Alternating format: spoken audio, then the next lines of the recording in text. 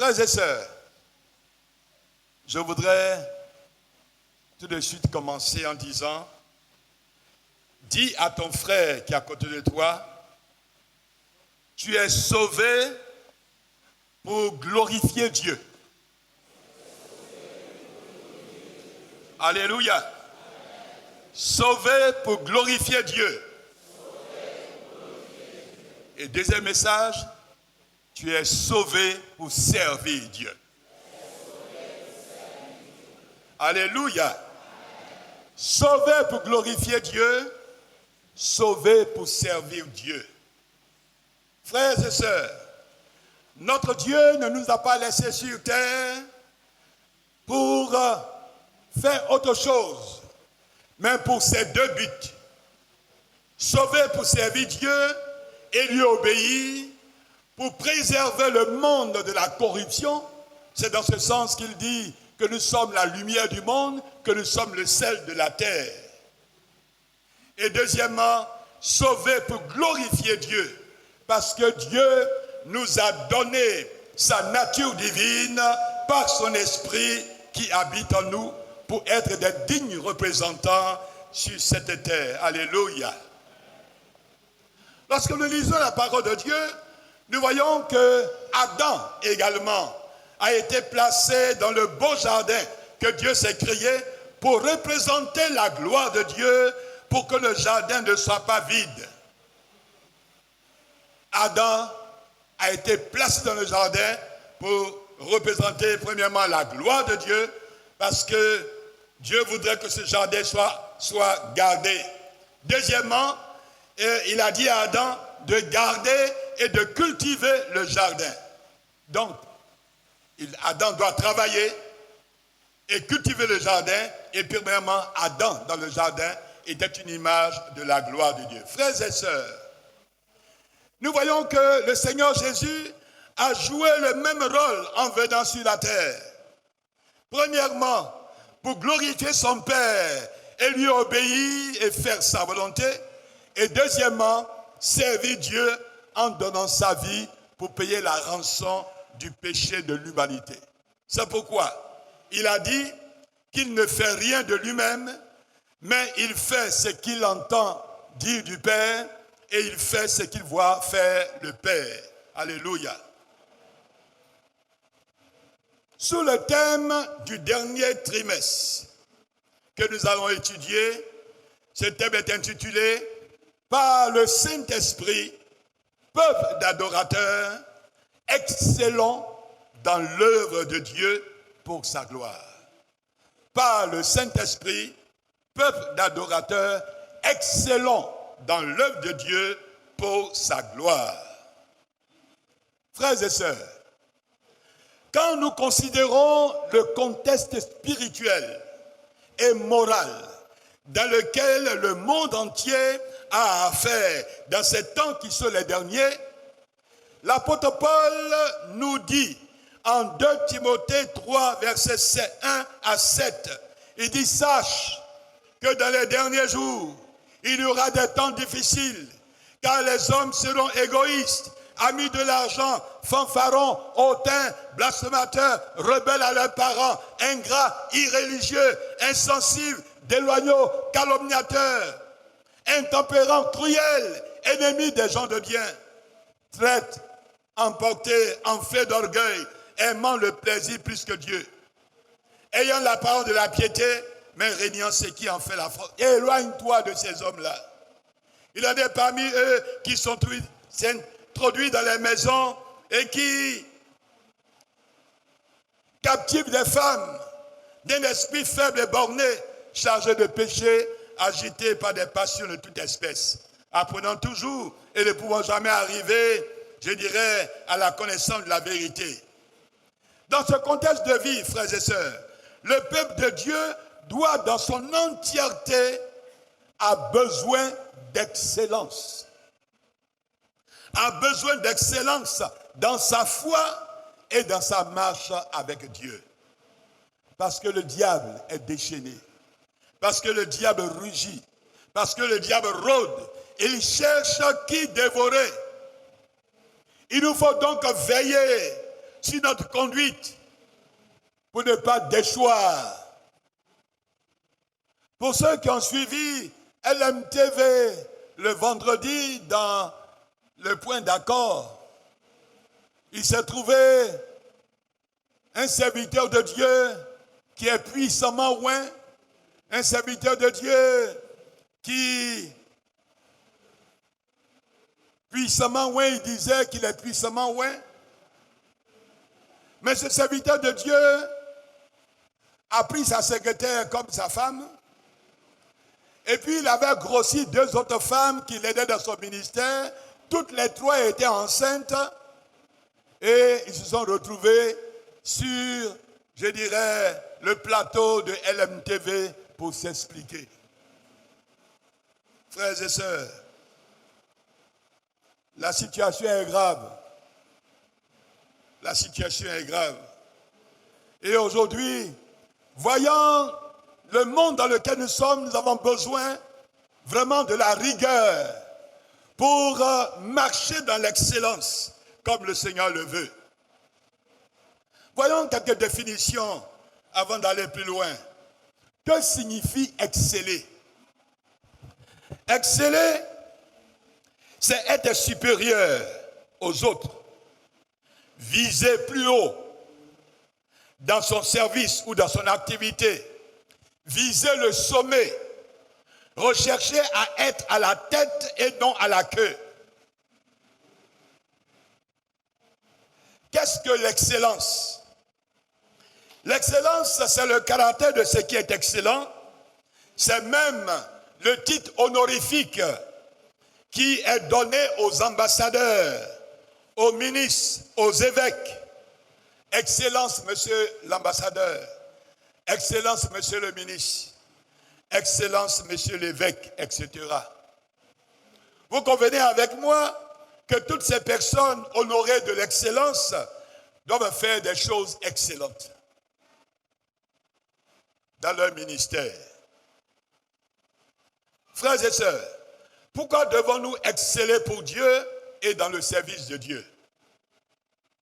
La première réponse que nous pouvons tirer, dans 1 Corinthiens chapitre 10, verset 31, la Bible déclare, et elle s'adresse au peuple de Dieu, soit donc que vous mangez, dit Paul, soit que vous buviez, soit que vous fassiez quelque autre chose, faites tout pour la gloire de Dieu. Faites tout pour la gloire de Dieu. Voilà la recommandation qui est assignée à l'Église et aux croyants. Fais ce qui glorifie le Seigneur, ce qui plaît au Seigneur. La deuxième pensée, dans Jean chapitre 16, le verset 13 à 14, le Seigneur Jésus dit, quand le consolateur sera venu, l'esprit de vérité que le Seigneur a promis pour nous aider dans ce monde qui est pour le chrétien un ennemi, parce que le monde est un ennemi pour le chrétien. Le Seigneur dit, le Saint-Esprit, le consolateur, vous conduira dans toute la vérité, car il ne parlera pas de lui-même, mais il dira tout ce qu'il aura entendu de moi, et il vous annoncera les choses à venir. Il me glorifiera parce qu'il prendra de ce qui est à moi et vous l'annoncera. Alléluia. Autrement dit, le Saint-Esprit qui habite en nous et qui vient nous aider ne peut pas nous pousser au mal et au péché. Il nous aide à faire le bien. Il nous aide à exceller dans nos actes. Il nous aide à servir Dieu, à glorifier Dieu sur cette terre. Le texte de base que j'ai choisi pour pouvoir mettre en évidence l'interpellation à l'excellence, 1 Timothée, 1 Thessaloniciens plutôt, le chapitre 4, le verset 1 à 12. Nous allons le lire et en même temps, nous allons le commenter, au travers duquel Dieu nous interpelle. L'apôtre Paul dit, au reste, frères, puisque vous avez appris de nous comment vous devez vous conduire et plaire à Dieu, et c'est là ce que vous faites, nous vous prions et nous vous conjurons, nous vous implorons, nous prions au nom du Seigneur Jésus de marcher à cet égard de progrès en progrès. La première pensée qu'il développe, c'est que les frères et sœurs, membres du corps de Christ, sont appelés à exceller dans tout ce qu'ils font, à aller de progrès en progrès, en conduite, en parole et en acte. Je dis Amen. Amen. Si tu travailles dans un domaine à l'église, ou dans un groupe musical, ou même à la chorale, ce que tu fais, fais-le bien. Sois fidèle et recherche la qualité, le progrès et l'excellence dans le service que tu fais dans la maison du Seigneur. Pourquoi devons-nous exceller? Paul répond en ces termes. Vous savez en effet quel précepte nous vous avons donné de la part du Seigneur. Quel précepte, quelle recommandation, quel conseil nous vous avons donné de la part du Seigneur. Il dit au verset 3, ce que Dieu veut, c'est votre sanctification. C'est que vous vous abstenez de l'impudicité. L'impudicité, c'est les relations sexuelles en dehors du mariage, des relations sexuelles avec des partenaires non mariés. Que nous nous abstenons de l'impudicité, de l'adultère. C'est avec des partenaires mariés. La Bible condamne cela. C'est de la débauche. L'auteur de l'Épître aux Hébreux nous exhorte également en disant dans Hébreux 12, verset 14, « Recherchez la paix et la sanctification sans laquelle personne ne verra le Seigneur. » C'est que chacun de vous sache posséder, au verset 4 du passage que nous avons choisi, il dit c'est que chacun de vous sache posséder son corps dans la sainteté et l'honnêteté. Le peuple de Dieu qui est resté sur terre pour glorifier Dieu et pour servir Dieu doit rechercher l'excellence dans la paix avec tout le monde, dans la sanctification et être de plus en plus honnête dans un monde où les gens cherchent à se doubler les uns les autres, où il y a beaucoup de marmailleurs qui doublent leurs camarades. L'Écriture dit, autant que cela dépend de vous, soyez en paix avec tout le monde. Frères et sœurs, dans le verset 5, il dit, sans vous livrer à une convoitise passionnée comme font les païens qui ne connaissent pas Dieu. Lorsqu'on essaie d'entrer dans ce verset, nous voyons que dans le monde où nous sommes, il y a deux sortes de gens. Il y a deux entités. Il y a le peuple de Dieu et il y a les païens qui ne connaissent pas Dieu. Mon frère, ma soeur, toi et moi, nous nous donnons, je dirais, l'appellation que nous sommes enfants de Dieu. Est-ce que notre position d'enfant de Dieu, est-ce que dans cette position, nous visons l'excellence? Est-ce que nous cherchons à plaire à Dieu dans tous les domaines? Cela est extrêmement important. Le Seigneur ne voudrait pas que nous livrons à une convoitise passionnée. La convoitise de la chair, qui est l'image de la débauche, la convoitise des yeux, le m'as-tu vu, pour que le monde se plaise peut-être à nos côtés ou que le monde nous enjaille. Non. L'orgueil de la vie, qui sont une abomination devant Dieu. Oui, frères et sœurs, il nous faut exceller dans le rejet de ces comportements mondains. Dans le verset 6, il dit, c'est que personne n'use envers son frère de fraude et de cupidité dans les affaires, parce que le Seigneur tire vengeance de toutes ces choses, comme nous l'avons déjà dit et attesté. Je disais tout à l'heure qu'il y a beaucoup de marmailleurs, c'est la même chose. Des gens qui dans les affaires trompent leurs camarades, grugent leurs camarades, doublent leurs camarades. Mon frère, ma sœur, tu es membre du corps de Christ, tu es un adorateur du Dieu vivant, ne trompe personne. Ne dupe personne. Ne gruge personne dans les affaires. Sois vrai et sincère dans tes rapports avec les autres, car c'est de cette manière que vous pourrez gagner les gens à Christ. Il dit car Dieu ne nous a pas appelés à l'impureté, mais à la sanctification. Ce n'est pas dans ce comportement que nous devons exceller, mais plutôt dans la sanctification. Alléluia.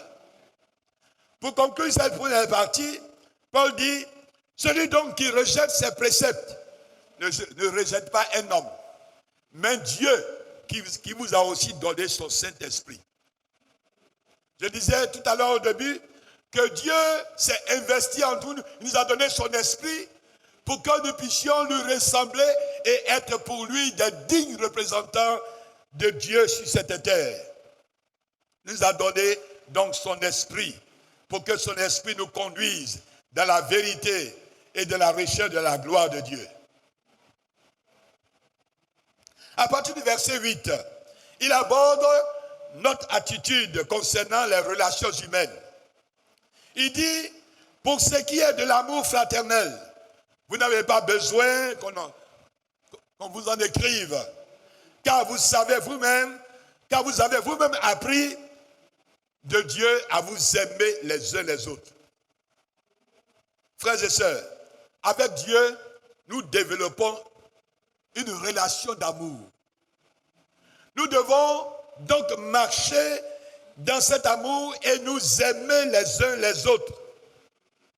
Et cet amour que le Seigneur demande, il a donné même, le Seigneur a donné cela même comme un commandement nouveau. Il dit, aimeras l'Éternel ton Dieu de tout ton cœur, de toute ton âme, de toute ta pensée, de toute ta force. Et tu aimeras ton prochain comme toi-même. Tu aimeras ton prochain comme toi-même. Alléluia.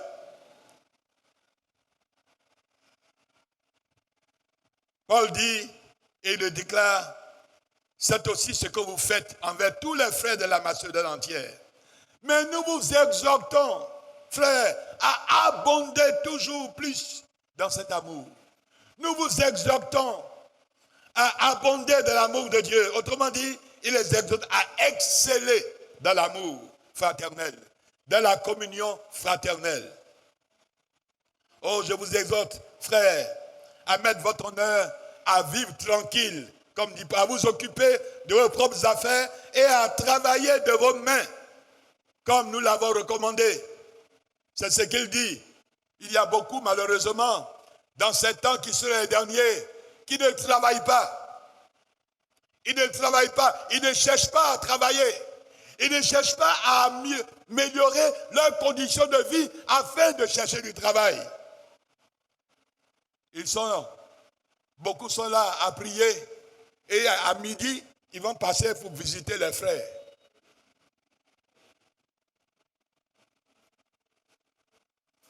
Si tu arrives chez un frère à midi, il va t'inviter à manger.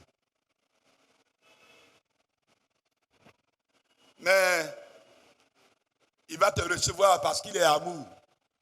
Mais toi-même, tu dois savoir que ce comportement n'est pas bon. Et parce que ce n'est pas bon, le Seigneur dit, celui qui ne veut pas travailler, qui ne mange pas.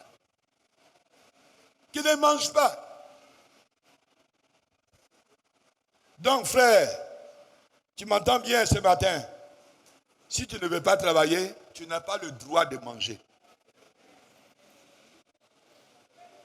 Vous voyez, celui qui travaille là, c'est la sueur de son front qu'il cherche sa nourriture. Alléluia. Frères et sœurs, adorateurs du Dieu vivant,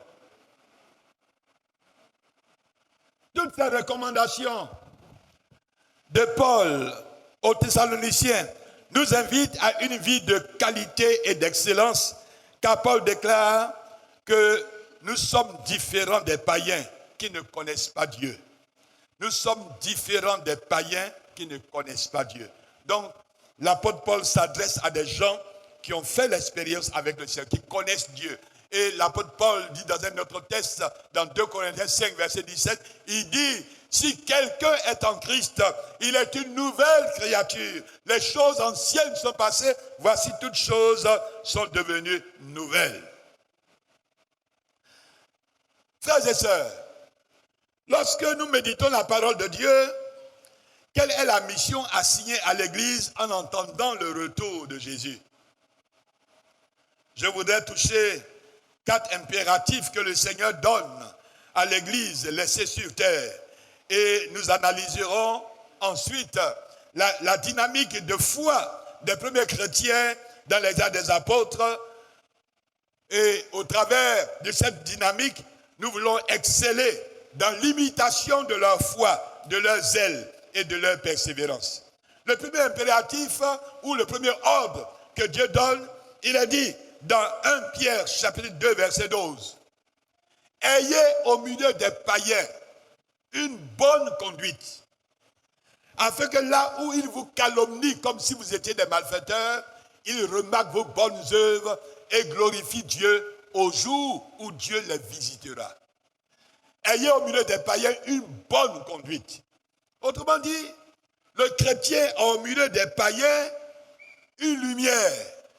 Il a au milieu des païens, je dirais, une lampe. Et il doit éclairer. Au regard donc de ces versets, l'Église est restée sur la terre comme témoin de Christ, pour présenter l'image et la vie de gloire du Seigneur qui est monté au ciel nous préparer une place. C'est dans ce sens que le pasteur Kwasi Emmanuel, avant-hier, lorsqu'il était venu pour la semaine spirituelle, disait que nous avons 3 testaments. L'Ancien Testament, le Nouveau Testament et le testament de notre vie. Notre vie est le 3e testament. Et l'apôtre Paul dit dans cette pensée que nous sommes une lettre lue par le monde. Le monde lit notre vie, nos paroles, nos actes. Donc le monde lit ce testament que nous sommes. Cela est une réalité. Nous sommes donc appelés, en tant qu'Église, à montrer l'exemple de la marche et du comportement des vrais adorateurs de Dieu sur terre, qui mènent une vie exemplaire de sainteté, de vérité et de fidélité. Et la question que nous pouvons nous poser ce matin, est-ce que nous excellons dans ce domaine? Est-ce que j'excelle dans ce domaine? Est-ce que je fais des efforts pour présenter, je dirais, ce visage? Frères et sœurs, est-ce le cas de ta vie? Quand tu regardes ta propre vie, ton langage, ton comportement, tes actes, tes paroles. Oh, un frère me disait, il y a des sœurs dans l'église, quand on les voit dimanche matin, tout le monde est... En tout cas, mais lundi matin, il y a des sœurs, quand tu les rencontres en ville, on te demande si c'est elle qui était à l'église dimanche. Non seulement peinture sur son visage, des peintures avec des traits bizarres, pantalon déchiré, toutes les cuisses sont au dehors, à l'intérieur du pantalon. Quelquefois même avec des culottes. Ma soeur, toi qui es enfant de Dieu, je t'en supplie, les culottes que tu portes pour te promener en ville, là, il faut déchirer ça. Il faut déchirer ces culottes-là. Tu n'as pas le droit, en tant qu'enfant de Dieu, de porter culotte pour te promener. Tu as porté culotte.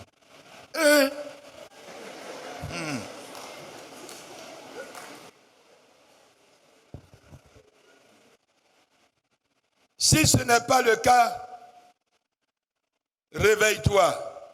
Réveille-toi. Ne cours pas le risque d'être rejeté après avoir fait profession de marcher avec Dieu, de servir Dieu et être rejeté. Avec cette parole, retirez-vous de moi, cette parole que le Seigneur a dite aux 10 vierges, aux 5 vierges folles qui se sont endormies et qui n'ont pas pu avoir leur lampe allumée pour aller à la rencontre de l'époux. Elles ne sont pas rentrées de la salle des noces. Et après, elles sont revenues pour frapper la porte. Elles ont frappé. Le Seigneur dit, retirez-vous de moi, vous qui commettez l'iniquité. Frère, le deuxième impératif, c'est dans Jean chapitre 4, versets 23 à 24, où le Seigneur dit, mais l'heure vient, elle est déjà venue, où les vrais adorateurs adoreront le Père en esprit et en vérité, car ce sont là les adorateurs que le Père demande. Dieu est esprit, il faut que ceux qui l'adorent en esprit et en vérité. Frères et sœurs, Dieu a envoyé son esprit pour que les vrais adorateurs marchent dans la vérité. Nous devons demander l'aide au Saint-Esprit de nous aider à marcher dans la vérité. Et les vrais adorateurs adoreront le Père en esprit et en vérité. Dieu a voulu que l'Église qui est restée sur terre, l'Église qui est restée sur terre pour montrer la foi et le service des vrais adorateurs, des adorateurs qui l'adorent en esprit et non par la chair, des adorateurs qui ne recherchent que les intérêts de Dieu en marchant de la vérité. Est-ce que cette vie d'excellence est ce que nous recherchons, est notre préoccupation?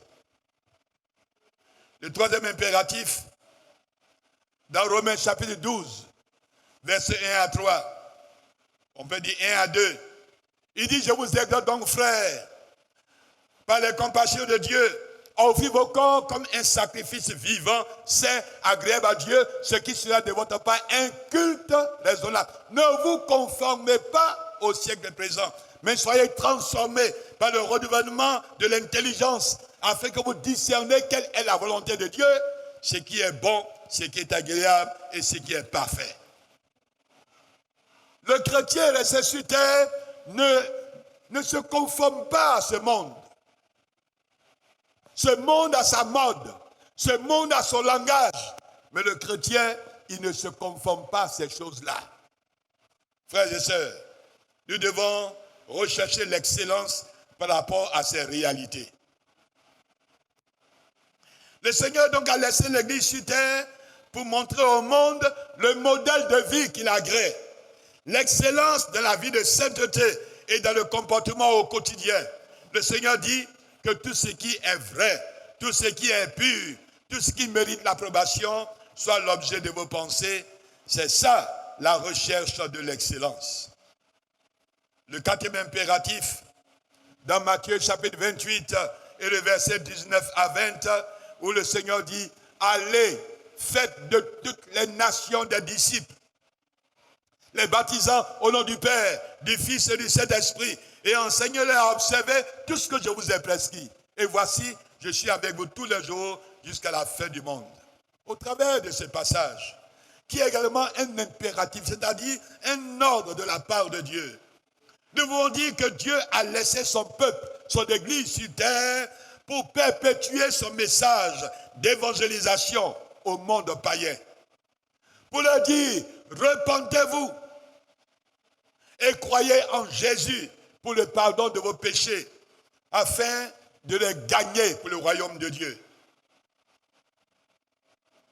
Terminons en considérant la dynamique, comme je l'ai dit, des premiers chrétiens, leur succès et leur force de mobilisation dans Actes chapitre 2, le verset 42 à 47. Il nous a dit que ceux qui acceptaient sa parole furent baptisés en ce jour-là. Le nombre s'augmenta d'environ 3000. Ils persévéraient dans l'enseignement des apôtres, dans la communion fraternelle, dans la fraction du pain et dans les prières. Voilà, chers frères et sœurs, la dynamique de leur succès, de leur foi. Frères et sœurs, dans tous ces domaines qui ont été le succès de leur vie, il nous faut exceller. Exceller dans la communion fraternelle. Exceller dans l'écoute de la parole de Dieu, l'enseignement de la parole de Dieu. Exceller dans la fraction du pain. Exceller dans la prière. C'est le secret des premiers chrétiens des Actes des Apôtres. La crainte s'emparait de chacun d'eux. Et il se faisait beaucoup de prodiges et de miracles par les apôtres. Il faut donc exceller, même de la crainte de Dieu. La crainte de Dieu, c'est la haine du mal. La crainte de Dieu, c'est le... Pardon. La crainte de Dieu, c'est le commencement de la sagesse. Nous devons exceller dans ces choses. La Bible dit ensuite que tous ceux qui croyaient étaient dans le même lieu et ils avaient tout en commun. Il nous faut exceller dans la fréquentation de la maison de Dieu. Frères et sœurs, il nous faut exceller dans la fréquentation de la maison de Dieu. En tant que chrétiens, nous devons venir à l'église, je dirais, 2 ou 3 fois dans la semaine. Même s'il n'y a pas réunion, tu dois passer à l'église parce que c'est ta maison. Tu dois venir te promener à l'église, saluer les pasteurs et puis tu retournes. Il ne faut pas attendre seulement dimanche. Quel MP, tu viens. Et puis après, fio. On ne te voit pas, bye. Et tu attends l'autre dimanche pour venir. Non, un véritable chrétien, l'église est sa maison spirituelle. Il vient tous les jours. Les premiers chrétiens, ils étaient ensemble à tout moment. Maintenant là, nos quartiers sont éloignés, c'est à cause de ça. Sinon, on devait être toujours ensemble. Alléluia. Alléluia. Que Dieu nous aide à être une famille du temple de l'espérance. Vous savez, lorsque les chrétiens ont commencé dans les Actes des Apôtres, au début, l'Écriture nous dit que l'apôtre Paul, ou bien l'auteur de l'Épître aux Hébreux a dit, n'abandonnez pas votre assemblée comme c'est la coutume de quelques-uns. Donc, quelques-uns qui abandonnent l'assemblée, c'était devenu donc quelque chose qui choquait. Au point que les apôtres en ont parlé.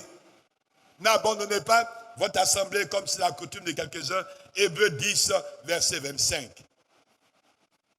En plus, il est dit que comme succès, ils vendaient leurs propriétés et leurs biens et en partageant le produit en tous, selon les besoins de chacun. Ils excellaient dans la libéralité, dans le partage fraternel, dans l'assistance des uns et des autres. Alléluia.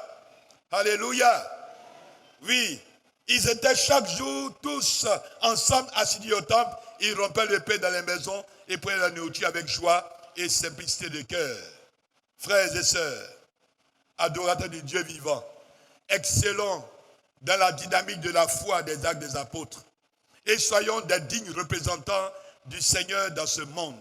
Car Dieu veut pour chacun de nous un service de qualité, un service agréable, un service fidèle et excellent afin de mieux nous récompenser à la fin de toutes choses.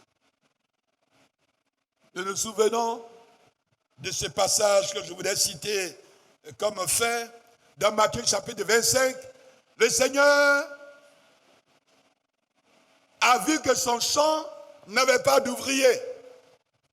Et la Bible dit, à 6 heures du matin, il est sorti pour chercher des ouvriers pour venir de son champ.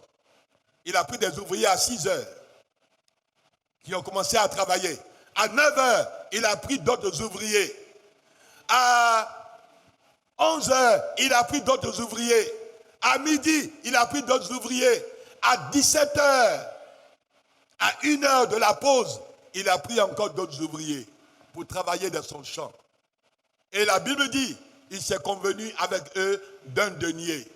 Et lorsque 18 heures est arrivé, où c'était la pause, alors il les a appelés un à un et il a commencé par payer ceux qui ont commencé à 17 heures.